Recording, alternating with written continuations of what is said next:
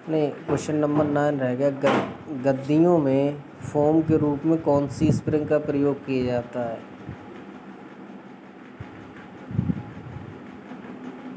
जो गद्दे होते हैं उनमें इस जो गाड़ी की गद्दियाँ वगैरह होती हैं उसमें कौन सा ब्लॉक स्प्रिंग इस्तेमाल किया जाता है?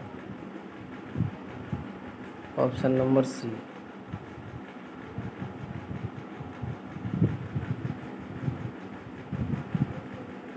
अगला क्वेश्चन दे रखा है, दो लगातार कुंडलियों के बीच की दूरी को कहते हैं।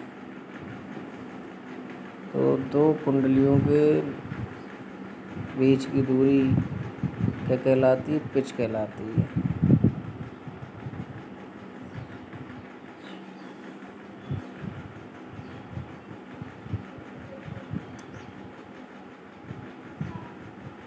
स्पाइरल स्प्रिंग का उपयोग वाहनों में किया जाता है।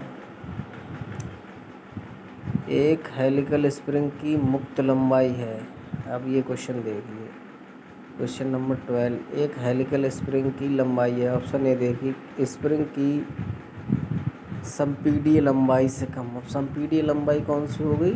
कंप्रेस्ड लंबाई, जब स्प्रिंग को दबाया जाता है। तो स्प्रिंग दबने के बाद कम होता है ना।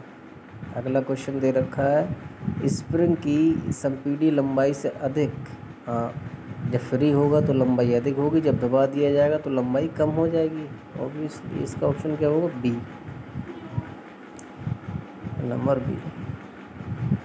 अगला क्वेश्चन देखते हैं, स्प्रिंग कुंडली के औसत व्यास डी तथा तार के व्यास स्मॉल डी के अनुपात को क्या कहते हैं? इंडेक्स।